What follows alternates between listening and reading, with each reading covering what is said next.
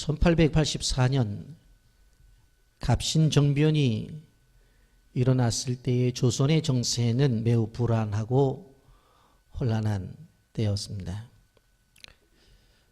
당시 국제사회는 우리 조선을 보면서 소망이 없는 운둔의 땅이다 라고 그렇게 평가를 했습니다. 그러나 그러한 황무지이기 때문에 더욱더 보험이 필요하다고 생각하는 사람들이 있었습니다. 바로 선교사들이었습니다. 그중 대표적인 미국의 젊은이였던 언더드와 아펜셀라는 바로 순교를 각오하고 한국 땅에 파송 신청을 하게 되었습니다. 1885년 4월 5일 부활절 아침 거친 풍랑을 헤치고 한 척의 배가 제물포항에 입항을 하게 됩니다. 이것은 단순한 입항이 아니라 공식적으로 이 땅 위에 선교사가 처음 들어오는 감격스러운 순간이었던 것입니다. 그렇게 부활절에 언더드와 아펜셀라는 이 땅에 발을 디뎠고 이 황무지 같은 땅에 소망의 빛이 비춰지는 그러한 순간이었습니다. 아펜셀라가 선교지에 와서 이 땅을 바라보고 그날의 감격을 본국에 보냈는데 그 내용을 보면 우리는 부활절에 이곳에 왔다. 그날 사망의 철장을 쳐부수고 부활하신 주님께서 조선의 결박을 끊어주시고 하나님의 자녀로 빛과 자유의 세계로 인도해 주시기를 우리는 기도했다. 이렇게 본국에 선교 보고를 하면서 그들이 기도했던 내용을 적어 보냈습니다. 여러분, 우리가 인천에 살면서 하나의 자긍심을 갖는 것 가운데 한 가지는 뭐냐면 이 땅에 첫 발을 디딘 선교사들이 바로 인천에 발을 디뎠다라고 하는 것입니다. 그래서 특별히 제물포를 지나갈 때마다 이곳에 언더드와 아펜셀러가 처음 발을 디딘 곳인데 라고 하는 생각을 하며 저도 지나게 됩니다.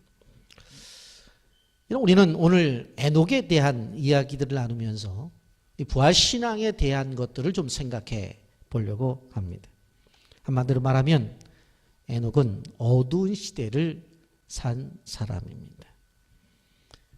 어떻게 보게 되어지면은 바로 140년 전에 이 땅에 어둠이 있는 것처럼 어두운 시대를 살았던 사람입니다. 에녹은 셋의 6대 손입니다. 여러분 아시다시피 아담과 하와가 결혼을 해서 가인과 아벨을 낳죠. 그런데 가인이 그의 동생 아벨을 쳐 죽여요. 그래서 하나님이 주신 아들이 셋이에요. 그 셋의 6대 손이 누구냐? 바로 에녹이에요. 그런데 그 시대에 또 누가 살고 있었느냐? 라멕이라고 하는 사람이 살고 있었어요. 이 라멕은 누구냐? 바로 가인의 6대 손이에요. 동생을 돌로 쳐 죽인 바로 그 6대 손이 라멕이에요. 그런데 이 사람은 사람을 마구 죽이던 그런 사람이었어요. 한마디로 말하면 살인과 광기가 바로 어린 그런 사람이었다고 말씀을 드릴 수가 있습니다. 라멕이 2명의 아내를 두게 되어지는데 그 이름이 아다와 실라라고 하는 여인이에요. 그런데 그 여인들을 향해서 노래한 것을 우리는 보통 라멕의 노래라고 합니다. 창세기 4장 23절과 24절에 보면 라멕이 아내들이여 이르되 아다여 실라여 내 목소리를 들으라. 라멕의 아내들이여 내 말을 들으라. 나의 상처로 말미암아 내가 사람을 죽였고 나의 상함으로 말미암아 소년을 죽였도다. 가인을 위하여 벌이 7배일진데 라멕을 위하여서는 벌이 77배 이르로다 하였더라 그랬어요. 자기의 선조인 가인을 위해서는 벌이 7배인데 자기를 향해서는 77배래요. 자기가 얼마나 벌받을 일을 하고 벌받을 행동을 한 것에 대해서 안 사람이었어요. 여러분, 시대를 말하면 어둠으로 보면 깜깜한 시대입니다. 구속사적으로 보면 얼마 안 있으면 이제 바로 홍수로 말미암아 세상의 심판을 당할 그런 상황이었어요. 여러분, 에녹이 노아의 증조부니까 결국 얼마 안 있으면 그 땅이 물로 심판을 당하게 되어지는 위급한 시대였다고 말씀을 드릴 수가 있습니다. 그런데 그러한 시대적인 상황 속에서 에녹에 대한 이야기를 하는 걸 봐야 돼요. 여기 창세기 5장 24절에 이렇게 말합니다. 에녹이 하나님과 동행하더니 하나님이 그를 데려가심으로 세상에 있지 아니하였더라. 하나님이 그를 데려가셨어요. 그랬더니 그가 세상에 있지 아니했다고 말씀하고 있습니다. 여러분, 우리가 생각해 볼 수 있는 것이 무엇입니까? 어떤 시대라고 그랬어요? 사람을 죽고 죽이는 그러한 라멕의 시대였어요. 그런데 이러한 시대임에도 불구하고 하나님과 동행을 했다고 말씀을 해요. 그리고는 죽음을 보지 않고 하나님 나라에 올라갔다는 거예요. 여러분, 이 부활절을 맞이하면서 우리가 이 에녹의 신앙을 좀 생각해 보면서 우리가 이 시대 속에서 우리가 어떠한 믿음 생활을 해야 될지 도전을 받으면서 다시 한번 예수 그리스도를 향한 부활을 기뻐하면서 예수님 주신 부활의 즐거움에 동참하는 귀한 성도들이 되시기를 예수님의 이름으로 축복합니다. 아멘. 첫째는 에녹은 하나님만 신뢰하고 동행했다. 하나님만 신뢰하고 동행했다라고 하는 것입니다. 어두운 시대라고 그랬죠. 이제 홍수가 나기 얼마 전의 시대예요. 그럼에도 불구하고 하나님과 동행을 했다는 이야기입니다. 여러분, 세상이 어두워지면 그 시대를 살아가는 사람들도 어두워져요. 세상이 타락하게 되어지면 그 시대를 살아가는 사람들도 타락하게 되어져요. 여러분, 어둡다 타락했다는 말 자체는 무엇을 이야기하는 거예요? 사람이 타락했기 때문에 그 시대가 타락되었다고 말을 하는 것이고, 사람들이 어둡기 때문에 세상이 어둡다고 말을 하는 거지. 여러분들, 아유, 세상이 타락돼서 왜 우리 집에 키우는 강아지를 보니까 타락해서 그런 사람이 있어요? 이 세상이 어두워. 왜 그래? 아유, 우리 집에 있는 고양이를 보니까 세상이 어두워져서 그렇게 말하는 사람이 있냐고요. 아니에요. 사람과 관계가 되어진 거예요. 여러분, 오늘날 시대에 이 시대는 성적으로 문란한 시대입니다. 동성애가 인권이래요. 그래서 허락을 하자는 겁니다. 낙태도 법으로 허용이 됐어요. 이제는 대중에 숨쉬는 아이들을 죽여도 법으로 접촉이 안 돼요. 대표적인 이러한 것을 보더라도 이 세대가 얼마나 타락한지를 보여주는 것이에요. 여러분, 버닝썬 사태를 보십시오. 얼마나 세상이 타락했는지. 유명한 연예인과 경찰 간부와의 유착, 마약 성범의 성폭행, SNS를 통해서 범죄한 사람들의 모습들이 끊임없이 번져 나가잖아요. 끝이 없어요. 끝이. 제가 신문을 보니까 꼬리를 잘랐다는데 잘라도 나오는데 꼬리가 어딘지 모른다는 거예요. 여러분, 우리는 이러한 세상 속에서, 이러한 문화 속에서 살아가고 우리들의 자녀가 이러한 환경 속에서 자라나고 있다는 것을 우리는 기억해야 되는 것입니다. 그들이 보고 있는 유튜브 영상에는 온갖 욕설이 난무합니다. 아이들을 유혹하고 탈선하는 것들이 너무나 많이 있어요. 여러분, 이러한 세상 속에서 의롭게 산다는 것이 쉽겠어요? 불가능해요. 그런데 에녹의 시대도 마찬가지였다는 거예요. 근데 그 시대의 에녹은 그러한 시대적인 흐름을 뛰어넘어서 하나님과 동행하는 삶을 살아서 하나님 나라까지 가는 그런 축복을 받았다고 하는 이야기입니다. 여러분, 그런데 저는 성경을 쭉쭉 보면서 한 가지 재밌다 하는 사건을 발견하게 됐어요. 그것이 무엇인가 하면 무두셀라를 낳고 무두셀라를 낳은 후 300년을 하나님과 동행했대요. 65세에 무드셀라를 낳았고 무드셀라를 낳은 다음에 하나님과 동행했대. 그러니까 그 전에 65년은 좀 퀘천이 가는 거예요. 그러니까 무드셀라를 낳기 전과 이후가 다른 거예요. 그래서 저도 저 자신을 좀 생각해 봤어요. 그러니까 저도 사실 결혼하기 전과 결혼한 후가 달라요. 뭐가 다르냐? 학교 성적표를 보면 달라요. 그러니까 제가 서울에 웬만큼 큰 교회에 부교육자로 있었으니까 뭐 크게 학교 생활하면서 그 다음에 개인적 생활하면서 혼자 사니까 큰 어려움이 없었어요. 그러니까 뭐 학교에서 준한 그냥 뭐 성적이나 받으면서 생활했던 것 같아요. 그런데 딱 결혼을 하니까 달라요. 왜냐하면 그거 받아가지고 생활이 안 돼요. 학교 등록금 못 내요. 그러니까 할 수 있게 뭐 열심히 공부하는 거잖아요. 그래가지고 정말 공부 열심히 했어요. 그래서 저는 딱 우리 집사람이 증인인데 결혼하고 나서부터는 다 장가를 땄어요. 다르더라고요 보니까. 그전에는 비포 크라이스트가 아니에요. BC 하면서 그냥 학교가 뭐 그냥 준한 대로 그냥 열심히 하고 뭐 하나다 뭐 말지금 넘어갔는데 결혼하니까 달라요. 그리고 또 달라지는 게 우리 큰아이 종촌이 나니까 달라지는 거예요. 왜? 내가 아버지인데 책임을 져야 되잖아요. 그러니까 뭔가 이 에녹도 65세의 아들을 낳자마자 삶이 바뀌어진 거예요. 삶이 바뀌어진 거예요. 여러분, 그런데 그의 삶의 내용을 보면 짧은 기절 속에 무엇을 했다는 이야기가 없어요. 가인처럼 무슨 훌륭한 성을 쌓았다 그런 얘기가 없어요. 람에게 자녀들처럼 사업을 했다, 기술을 익혔다, 그래서 기술을 수출했다 그런 얘기도 없어요. 음악의 대가를 이뤘다 그런 얘기도 없어요. 업적을 남긴 게 아니에요. 평범한 사람이에요. 한 가지 있다면 그냥 하나님과 동행을 했다는 그 이야기예요. 65세부터 남은 300년을 하나님과 동행했다는 이야기입니다. 여러분, 하루 이틀이 아닙니다. 한 주, 두 주가 아니에요. 여러분, 이 쉬운 게 아니에요. 여러분, 제가 교회 생활을 하고 사역자 생활을 하면서 어른들이 그런 얘기를 하더라고요.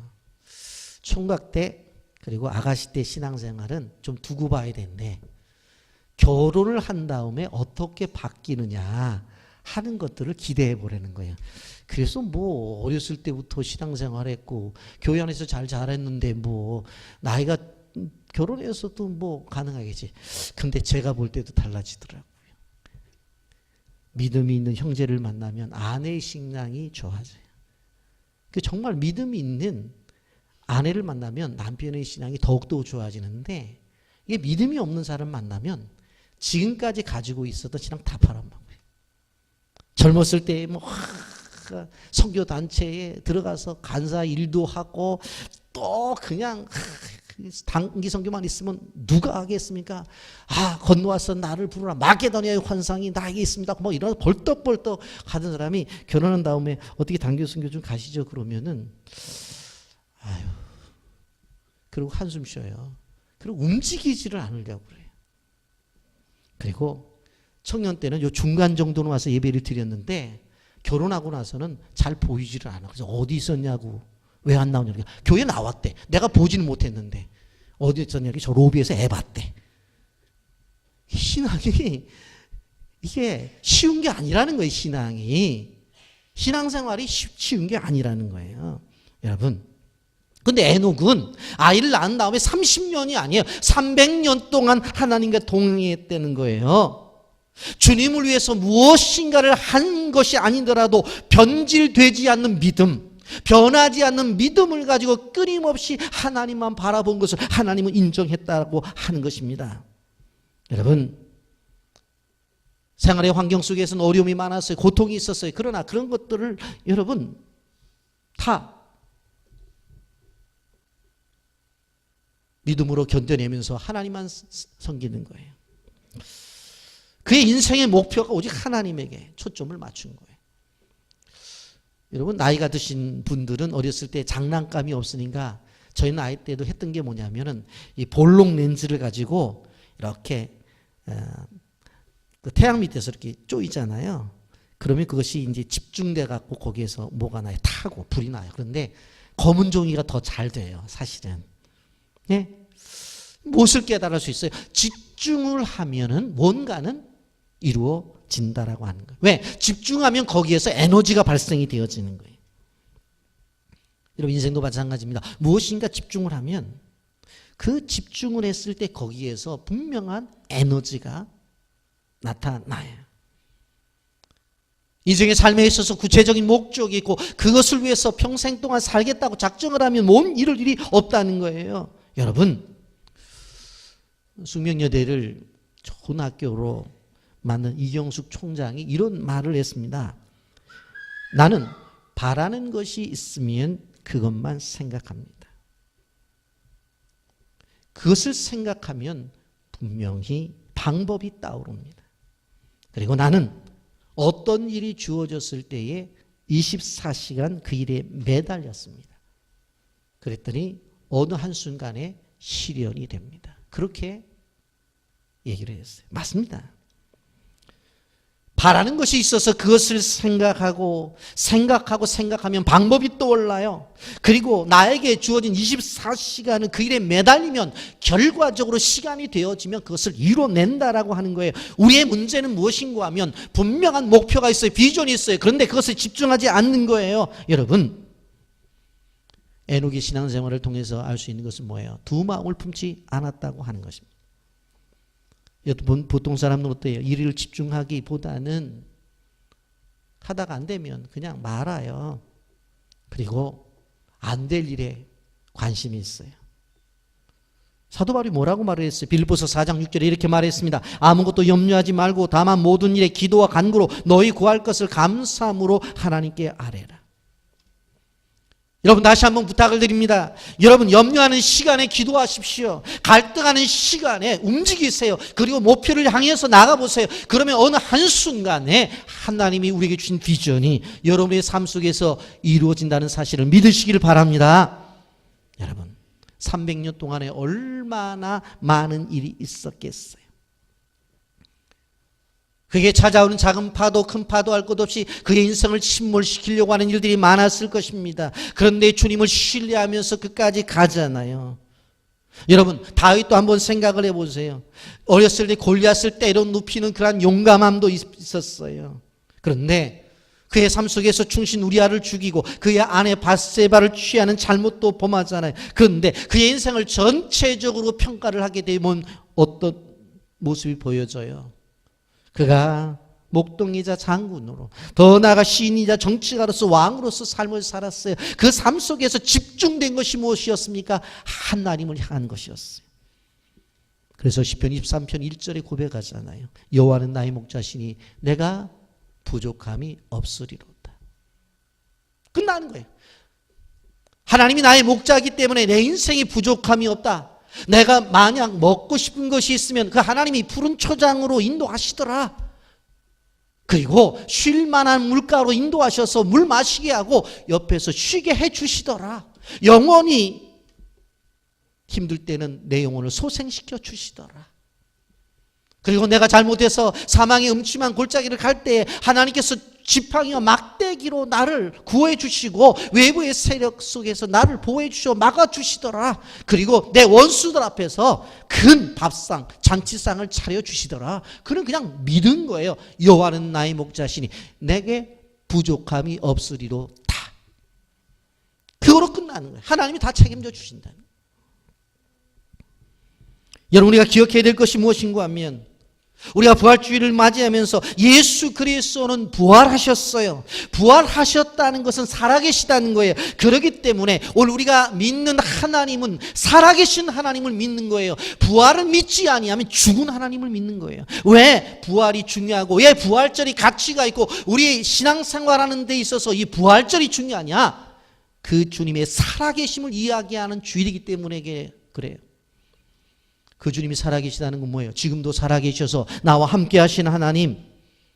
나는 나 혼자 살아가는 것이 아니라 살아계신 하나님이 나와 함께 하시고 계시다. 나는 나 혼자 인생을 살아가는 것이 아니라 그 주님이 내 인생의 손목을 잡고 나와 지금 다니고 계신다고 하는 것을 믿는 것이 부활신앙이에요. 그래서 부활절이 중요한 거예요. 이 부활의 축복이 여러분에게 있기를 예수님의 이름으로 축복합니다.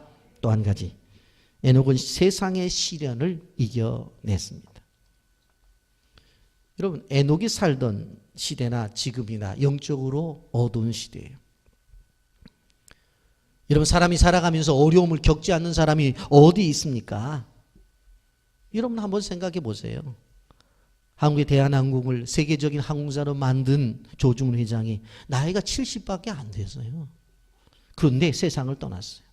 사람들을 놀라게 했어요. 아내와 딸들의 갑절로 인해서 망신을 톡톡히 당하고 나중에 주주총회에서 신임을 얻지 못해서 회장직을 내어놨어야 돼요. 세계적인 항공회사의 회장도 그냥 나이가 얼마 안 됐는데 그냥 하나님 부르시면 가는 거예요. 그리고 제가 생각을 해봤어요. 이분들이 병원 다 갖고 있어요. 여러분 보세요. 현대병원을 가지고 있었던 정주영, 세계적인 병원이에요. 근데 그 죽으면 어떻게 못하지 않나요? 여러분, 삼성의료원도 세계적인 병원이에요. 제가 알기로는 미국의 대통령이 동남아에 사고가 나면 한국에 삼성의료원으로 온대요. 그 정도 의료진이 좋고 기술이 좋아요. 그런데 그걸 세운 이건희 회장은 지금 제일 높은 꼭대기에서 식물인간으로 있어요. 예. 조중훈 회장이 뭐 병원이 없어요? 인하대병원이 조중훈 회장이 세운 거예요. 그런데 세상은 그래, 세상. 부자든 가난한. 여러분, 에녹이 300년을 지내면서 어려운 일이 없었겠어요? 성경에는 기록이 되어 있지 않지만 수많은 일들이 있었을 거예요. 무드셀라를 아우에 300년을 동행했다고 말을 하지만 무드셀라가 속을 안 썩였겠어요? 그도 태어날 때부터 똥 싸고 오줌 싸고 학교 가서 애들하고 또 쌈질하다가 여기 하나 이마 깨지고 오고 했었을 거예요. 그런 고생과 그런 아픔과 어려움을 당하지만 그 속에서 오직 하나님을 바라보고 하나님을 향한 것은 변하지 아니했다고 하는 거예요. 에녹의 위대한 점이, 에녹의 위대한 점은 이러한 어려운 세상 속에서 하나님을 향한 초점을 잃지 않았다고 하는 거예요. 이런 모든 것이 잘 되고 모든 것이 평화로울 때는 하나님 섬기기 쉬워요. 그런데 언제 힘들어요? 안 될 때 힘든 거예요. 안 될 때. 안 될 때는 더 기도하라는 건데 안 될 때 기도들을 안 해요. 안 될 때 하나님을 더 찾으라는 건데 안 될 때 하나님을 찾지를 않아요. 이게 우리의 문제라고요. 그리고 뭐 건강하면 교회 나가겠대. 일 잘 되면 하나님을 섬기겠대. 아니에요. 어느 교회 집사님이 친척이 어렵다고 돈을 빌려달라고 해서 이것저것 해가지고 1억이라고 하는 큰 돈을 빌려줬어요. 그런데 뭐 1년이 지나도 안 갚고 3년이 지나도 안 갚고 막 5년이 지나도 안 갚고 안 갚는 거예요. 7년이 지나도 안 갚아요. 그러고서 만나서 돈 갚으라고 그러면 아이고 교회 다니시는 분이 난 잘 모르지만 성령의 열매 가운데 오래 참음이 있으니까 좀 참으시라고 막 그런 소리를 하고 화가 나잖아요. 오늘 목사님한테 전화를 했어요. 목사님 전화를 받았는데 집사님 웬일이세요? 다음 주도 교회 안 나갑니다. 왜요? 교회만 안 나가는 게 아니라 나는 이제는 하나님 안 믿기로 작정을 했습니다. 목사님 놀라서 왜 그래요? 그랬더니 얘기를 하는 거예요. 그러면서 이 양반이 뭐 돈 달라고 그러면은 하나님 믿는 사람이 그렇게 왜 닥달을 하냐고 그러고 성령의 열매 가운데서 오래 참음의 열매도 있는데 좀 참으면 안 되냐고 자꾸 그래서 이제는 예수를 안 믿고 예수 안 믿는 사람처럼 해서 돈을 받아내겠습니다 라고 말을 하더라는 거예요. 얼마나 힘들었으면 그렇게 했겠어요. 이런 예수를 믿고 살아간다고 하는 것이 쉬운 게 아니에요. 그래서 저는 사실 제가 목사기 때문에 여러분들을 참 존경하는 거 뭐냐면 저는 주변의 모든 사람들이 예수를 믿는 사람들이에요. 그렇잖아요. 뭐 목사님들 만나죠. 학생들도 다 예수 믿는 목사 될 사람들 만나고 주변에 뭐 다 부모님들 처가 식구들 다 예수 믿으니까 다 예수 믿는 사람들이잖아. 그런데 여러분들이 세상에 직장 나가게 되면 안 믿는 사람들이 우글우글 거리는 곳에서 믿음을 지킨다는 것이 얼마나 힘들겠어요. 이 자리를 빌어서 제가 말씀드려요. 여러분들을 정말로 존경합니다. 정말로 존경해요. 여러분 히브리서 11장에 보십시오. 믿음의 조상들이 어떻게 살았는지를 이야기해요. 히브리서 11장 36절 37절 말씀입니다. 또 어떤 이들은 조롱과 채찍질 뿐 아니라 결박과 옥에 갇히는 시련도 받았으며 돌로 치는 것과 톱으로 켜는 것과 시험과 칼로 죽임을 당하고 양과 염소의 가죽을 입고 유리하여 궁핍과 환난과 학대를 받았으니 그랬어요. 예수를 믿는 사람 초대 교인들이 어땠어요? 조롱, 예수 믿는 것들이 채찍질, 매맞는 것, 결박, 옥에 갇히는 것. 이거 사도 바울이 복음 전하다가도 빌립보 감옥에 갇혔었잖아요. 돌로 치는 거. 사도 바울 돌로 맞았거든요. 톱으로 켜는 거. 여러분 생각해 보세요. 생사람을 붙잡아 놓고 톱으로 켜요. 그래서 자기가 들어요. 자기 다리가 잘라지고 팔이 잘라지는 것을. 여러분 이게 쉬운 겁니까? 그리고 여기 보면 양과 염소의 가죽을 입고 그랬어요. 사람을 데려다가 양하고 염소의 가죽으로 다 입혀놔요. 그리고는 원형 경기장에다가 앞에다 갖다 놔요. 그리고 굶주린 사자를 풀어놔요. 그러니까 사자가 사람인 것이 아니라 양이나 염소인 줄 알고 달려들어서 다 뜯어먹어요. 그게 초대교회 성도들이 당한 고통이에요. 그런데 놀라운 말씀 있잖아요. 여기 히브리서 11장 38절은 이렇게 말을 해요. 이런 사람은 세상이 감당하지 못하느니라. 따라서 하십시오. 이런 사람은 세상이 감당하지 못하느니라. 아멘. 옆 사람과 인사 나누십시오. 이런 집사님 됩시다. 이런 사람 돼야 돼. 세상이 감당하지 못하는 사람. 세상이 감당하지 못하는 사람. 에녹도 세상을 살아가면서 얼마나 많은 고통을 당했겠어요. 그러면 그가 시련을 당한 이유가 무엇입니까? 하나님 사랑하기 때문에 그래요. 여러분 세상을 살아가면서 왜 성도가 시련을 당하는 줄 아세요? 하나님이 사랑하기 때문에 그래요. 하나님의 법대로 살기 때문에 그러는 거예요. 여러분 세상과 타협을 하고 술 마시자면 술 마시고 담배 피자면 담배 피우고 밤에 나이트 가자면 나이트 가고 또 제사 지내면 제사 지내고 이렇게 한다면 웬만큼 피해갈 수 있잖아요. 그런데 이것도 안 되고 저것도 안 된다고. 주일날 뭐 하자면 교회 가야 되니까 안 된다. 술, 못 먹겠다고. 힘든 거예요. 에녹은 300년 동안 이러한 세상 속에서 자신의 믿음을 가지고 나갔었어요. 여러분, 주님을 사랑하기 때문에. 미국에 있었던 실제적인 예입니다. 어떤 형제가 한 자매를 봤는데 너무 이쁜 거예요. 저 자매를 좀 사랑하고 결혼했으면 좋겠다. 그런 생각을 했어요. 그런데 자신을 돌아보니까 문제가 있는 거예요. 왜? 자신이 음란물 중독자였어요. 하루라도 음란물을 보지 않으면 견딜 수가 없는 거예요. 가만히 생각해 보니까 좋다. 내가 이 자매하고 데이트 신청을 해서 데이트를 하고 결혼을 하자. 그러면 내가 이런 존재인데 내가 사랑하는 한 자매를 아가씨의 인생을 망치는 거잖아요. 그래서 이러면 안 되지. 그런데도 이 자매를 보면 너무너무 좋은 거예요. 그래서 고민 끝에 이 자매를 찾아갔어요. 내가 자매님 너무너무 좋아합니다. 그랬더니 자매가 그래요? 그래서 사실은 내가 자매님에게 청혼을 하고 싶은데 그럴 수가 없습니다. 그랬더니 이 자매가 아니 왜 안 돼요? 그렇게 물어보는 거예요. 그랬더니 이 청년이 그렇게 얘기를 하는 거예요. 제가 사실은 음란물 중독자입니다. 하루라도 음란물을 보지 못하면 난 견딜 수가 없습니다. 그렇게 얘기를 하는 거예요. 그랬더니 이 자매가 생글생글 웃으면서 처방전을 하나 내줬어요. 그 처방전이 뭐였냐면 음란물을 생각할 동안 나를 생각하고 음란물을 보고 싶으면 찾아와서 나를 보십시오. 딱 그런 거예요. 여기 우리 자매들 말인데 만약에 형제가 와서 그렇게 고백을 한다고 하면 뭐라고 대답을 하겠어요? 예?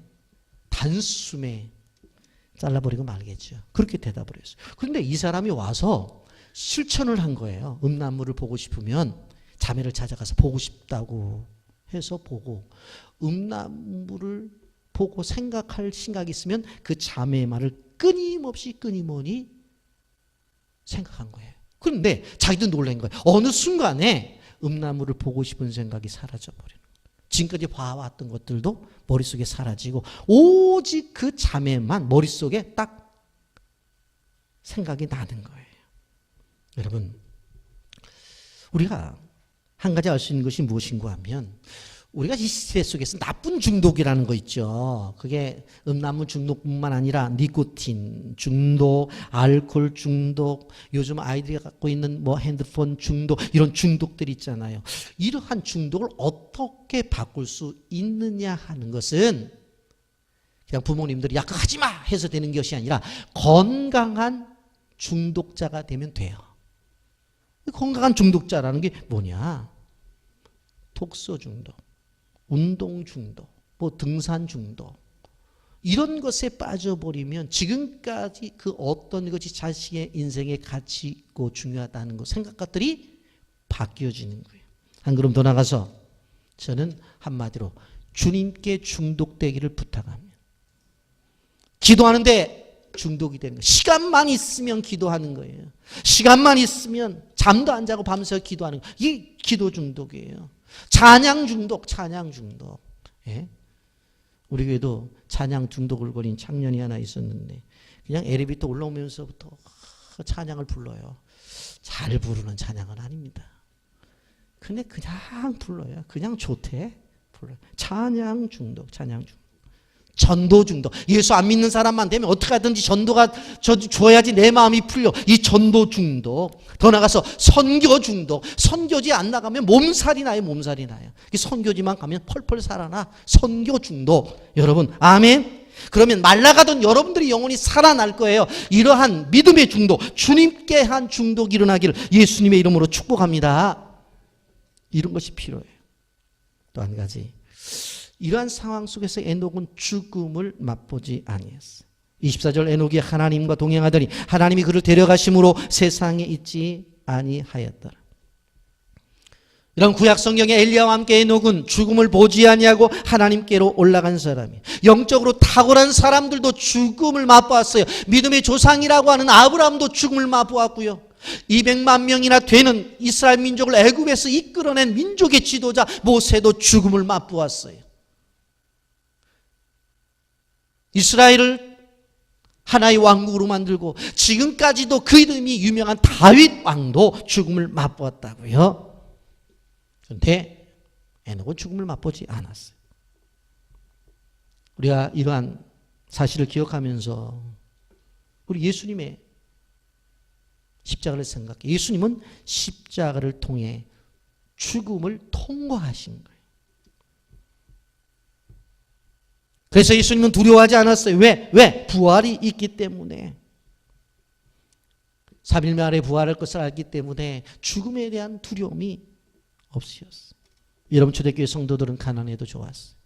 박해를 받아도 좋았어요. 집이 없어도 좋았어요. 토굴에 살면서 기뻐했어요. 시험장에 끌려가면서도 찬송했어요. 자기를 죽이는 자를 위해서 기도했어요. 스데반의 기도를 들어보세요. 자기를 향해 돌로 치고 있는 그들을 향해서 저들의 죄를 용서해달라고 기도하잖아요. 세상의 사람과 달랐다는 거예요. 죽음을 두려워하지 않았다는 거예요. 왜냐하면 죽음에서 부활이 있기 때문에 담대한 증인이 될 수가 있었던 것입니다. 고린도전서 15장 31절을 보세요. 형제들아, 내가 그리스도 예수 우리 주 안에서 가진 바 너희에 대한 나의 자랑을 두고 단언하노니 나는 날마다 죽노라. 나는 날마다 죽노라. 하나밖에 없는 목숨인데 어떻게 날마다 죽는다고 큰 소리를 쳐요? 왜? 부활은 있기 때문에. 죽음이 끝이 아니라 죽음이라는 통로를 통해서 내 인생은 부활할 것이라고 하는 확실한 믿음이 있었기 때문에 나는 날마다 죽노라고 고백을 했던 거예요. 여러분 이 시대도 마찬가지예요. 부활을 믿는 사람들은 오늘 하루를 시작하면서 하나님, 내가 오늘도 예수 그리스도의 이름으로 죽는 하루가 되게 하여 주옵소서. 그 믿음의 고백이 되을 수가 있어요. 왜? 부활이 있는데 뭘 걱정하는 거예요? 다른 사람과 만나가 대화해도 성질을 올려도 아유 내가 죽자. 왜? 부활신앙을 믿기 때문에. 그래서 날마다 죽는다고 그랬어요. 에녹은 오직 주님만 바라봤어요. 해바라기가 태양을 바라보듯이. 저는 해바라기를 왜 해바라기라고 했는지 예전에 몰랐는데 나중에 알게 됐어요. 해바라기는 해만 바라보더라고. 그래서 아침에 보면 동쪽을 바라보고요. 이 저녁 때가 되면 서쪽을 바라요. 해를 향해서 이렇게 쫙 바라봐요. 여러분, 우리는 주님만 바라보는 주바라기가 되었으면 좋을 것 같아요. 주바라기.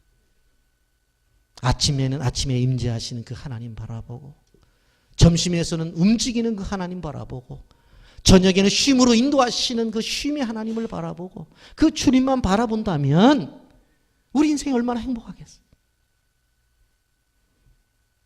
그럴 때 우리의 삶이, 우리의 믿음이 우리 인생을 탁월하게 만드는 거예요.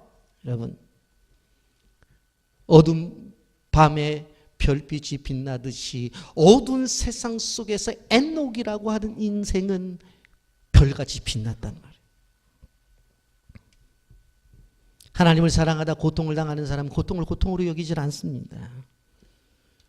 하나님을 사랑하다 느끼는 아픔은 아픔이라고 생각하지 않아요. 예? 오히려 그 고통마저도 사랑해요. 그게 십자가를 지는 삶이에요. 그래서 에녹은 하나님 곁에 간 거예요. 여러분, 에녹의 삶을 정의하면서 이제 오늘 그리스도의 부활로 한번 접목을 하면서 말씀을 생각해 보려고 합니다. 에녹 승천 사건에 우리에게 가르쳐주는 교훈이 도대체 무엇입니까? 그리스도의 부활을 우리에게 예표하고 있는 것입니다. 에녹은 죽음을 보지하고 하나님 나라 갔어요. 그러나 예수 그리스도는 죽음을 통해서 바로 승천하시죠. 고난이 아니었어요. 죽음이 아니에요. 부활로 가는 하나의 통로였을 뿐입니다. 그리고 지금은 하나님 보좌 우편에 계셔서 통치하시는 그 주님과 함께 에녹이 바로 그 곁에 앉아 있습니다. 영상 보고 말씀 계속하겠습니다.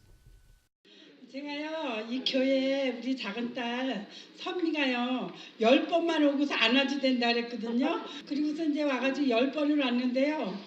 그 다음에 와가지고서는 보니까 한 달쯤 돼서예요. 아니, 목사님이 예수님이 십자가에 못 박혀 죽을 적에 나도 죽고 또 살아나실 적에 우리도 살아서 보좌 우편에 앉으셨다 그러시더라고요. 그리고 우리 죄를 위해서 죽고 사셨다고 그 말씀을 듣고 내가 얼마나 감격을 받았는지요. 그날 저녁에 너무 힘들었는데 1시간 교제 받고 갔습니다. 그 다음에는 교회 와가지고요. 저 중간에서 잤어요. 우리가 창피해가지고 참 맨 뒤에 가서 잤거든요. 그랬는데 그 다음에는요 안 되겠더라고요. 거기서 자다가 나가니까 한 말도 못 듣는 거예요. 그 다음에는 어느 자리에 와서 잤냐면 정상하는 자리에 와서 내가 3년을 잤습니다. 그래도 하나님한테 맨날 내가 기도하고 잤거든요. 뭐라고 했냐면요, 하나님 아버지, 내가 이 교회에 왔는데요, 내가 나갈 때 듣는 말씀, 들어올 때 듣는 말씀, 이렇게 보는 말씀이요, 발에서부터 머리끝까지 좀 차고 넘치게 해주세요. 이 기도를 3년을 한 것 같아요. 기도를 할지 몰라서 그것만 했습니다. 그랬는데요, 어느 날 목사님이 그러시는 거예요. 이 말씀을 외우면은 정말 이 세상을 이깁니다 이래요. 근데 난 이기는 걸 너무 좋아해요. 그래가지고 그 말씀을요 종이에다가 이제 적었어요. 이 말씀을 외우는데 그냥 이상하게도요 1년을 외워도 이 말씀을 못 외우는 거예요. 보면은 외우고 안 보면 잊어먹고요.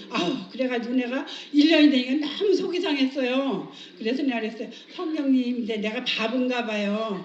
성령님께서 그러시잖아요. 대학원을 나와도 다 초등학문이라 그러셔서 제가 아주 그냥 정말 너무 감사해가지고 난 국민학교도 못 나왔는데 이 말씀을 꼭 외우겠다고 아주 작정을 했거든요. 그래서 성령님께서 맨날 좀 읽게 해달라 그러면서 1년을 했는데도 못했잖아요. 그래도 내가 외울 때까지 외우겠습니다. 그리고 1년 반을 했어요. 그랬는데 이 말씀은 그냥 어디 가서든지 아주 자신있게 얘기를 하는 거예요. 여호와의 율법은 완전하여 영혼을 소송케 하고 여호와의 증거는 확실하여 우둔한 자로 지혜롭게 하며 여호와의 교는 정직하여 마음을 기쁘게 하고 여호와의 계명은 순결하여 눈을 밝게 하는 것. 이 말씀을 그냥 어디 가든지 하다 보니까요 한 3개월을 그렇게 그냥 그게 너무 자랑스러워서 막 했어요. 내가 가는 날도 그런 거. 너는 맨날 뭐가 그렇게 기쁘냐고. 너 보면 난 기분 나쁘다고. 왜? 나는 죽고 싶은데 너는 왜 그렇게 맨날 기쁘냐요. 어? 그런데 예수님이 내 안에 계시니까 얼마나 나는 기뻐요. 아직 걔보다 내가 근심을 100배 더 해야 되는데 이 근심을 그냥 예수님께서 싹 가져가시고요. 나는 그 시장에 나갈 때 맨날 기뻐서 하하하하 웃는 거예요. 그러니까 시장에서 그 언니들도 그래요. 언니가 와야 여기 기쁨이 많다고. 예. 그래서 그냥 자신 있게 이제 부활을 증거하잖아요. 그러면 어떤 아저씨는 그래요. 그런 말 하지 말아요. 아줌마 정신이 나갔어요. 날 보고 이래요. 그러면 내가 그래요. 그래도 왜 아저씨 예수님은 부활하셨으니까 믿어보세요. 너무 기뻐요. 이러지 뭐 나는. 예. 예.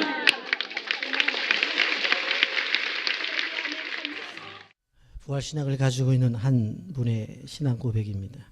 여러분, 사도 바울이 고린도 교회에 편지를 보내면서 진짜 복음이 무엇인지에 대해서 확실히 알려주고 싶었어요.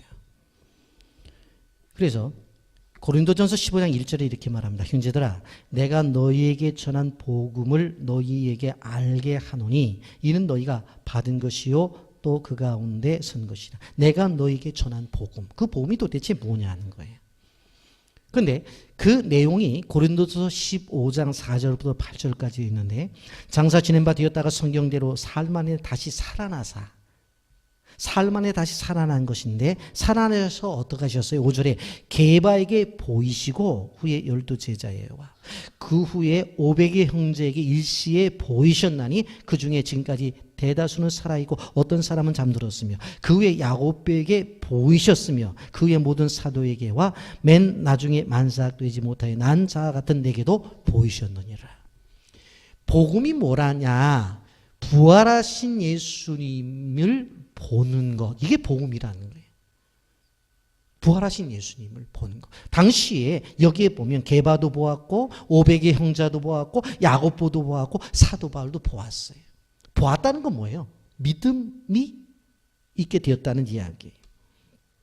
그러면서 묻잖아요. 12절에 그리스도께서 죽은 자 가운데서 다시 살아나셨다 전파되었거늘 너희 중에서 어떤 사람은 어찌하여 죽은 자가 가운데 부활이 없다느냐. 분명히 살아났는데 부활이 없다고 하는 사람들이 어떻게 된 것이냐라고 질문하죠. 그러면서 중요하기 때문에 14절 15절 상반절에 보면 그리스도께서 만일 다시 살아나지 못하셨으면 우리가 전파하는 것도 헛것이요 또 너희 믿음도 헛것이며 또 우리가 하나님의 거짓 증인으로 발견되려 함이니. 예수님 부활이 없으면 우리 거짓 증인이라요. 거짓된 존재라는 거예요. 그러면서 6절에 이렇게 말합니다. 그러나 이제 그리스도께서 죽은 자 가운데서 다시 살아나사 잠자는 자들의 첫 열매가 되셨다. 예수님의 부활은 우리의 첫 열매라는 거예요. 그러면서 부활 생명을 가진 사람들의 삶에 대해서 고린도전서 15장 58절 그러므로 내 사랑하는 형제들아 견실하며 흔들리지 말고 항상 주일에 더욱 힘쓰는 자들이 되라.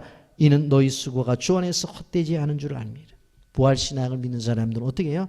항상 주의 일에 더욱 힘쓰는 자들이 되라고 했어요.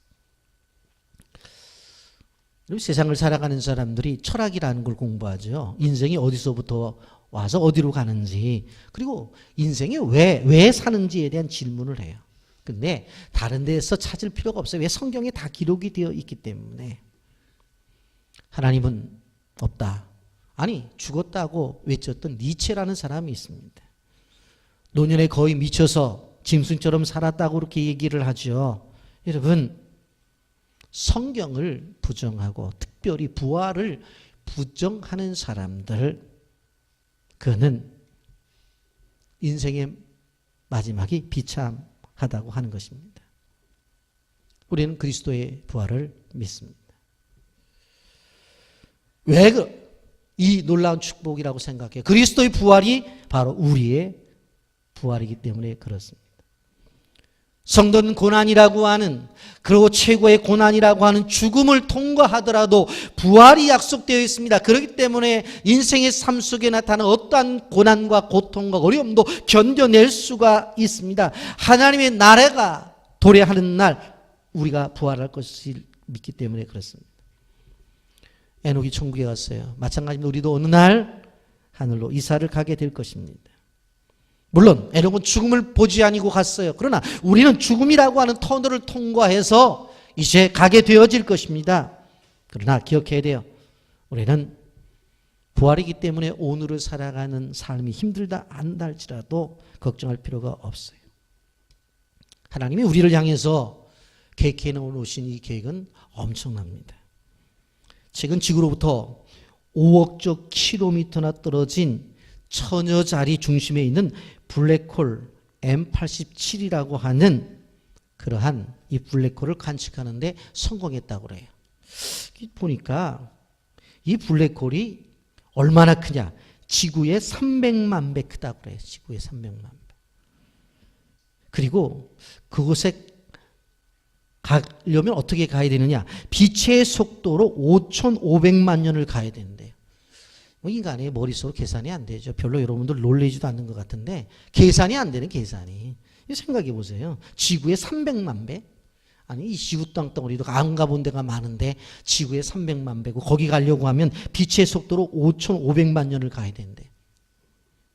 여러분 이 우주가 얼마나 광대한지, 이 우주를 창조하신 하나님, 블랙홀도 지으시고 태양계도 지으시고 온갖 별들을 지으시고 이 지구를 만드시고 이 지구에 우리를 살게 하신 하나님, 그리고 죽으셨다가 다시 사셔서 하나님 나라에 오르셨습니다. 이것이 복음이에요. 이것이 우리를 향한 하나님의 사랑의 증표입니다. 여러분 부활 사건을 통해서 기억해야 될 것이 무엇인가 하면 우리를 사랑하신 하나님의 행위요. 그리고 우리를 향한 소망을 주시는 바로 하나님의 움직임이었다는 것을 우리는 기억해야 되는 것입니다. 그 주님을 찬미하는 날이 오늘 부활주일입니다. 그렇기 때문에 오늘 부활주일을 지나면서 무덤에 들어가신 예수님을 묵상하면서 우리가 은혜를 받았다고 한다면 바로 이 부활하신 이 예수님을 생각하면서 우리 기뻐해야 돼. 야이로의 딸을 죽은 자 가운데 살려내시고 나인성 과부의 아들을 살려내시고 죽은 나사로를 살려내신 그 현장 속에서 온 땅이 기뻐했던 것처럼 저와 여러분, 우리 교회와 이 지구상에 있는 모든 교회가, 선교지에 있는 교회들이 이 기쁨의 하루가 되기를 예수님의 이름으로 축복합니다. 아멘. 거룩하신 하나님 아버지, 은혜와 사랑을 감사합니다.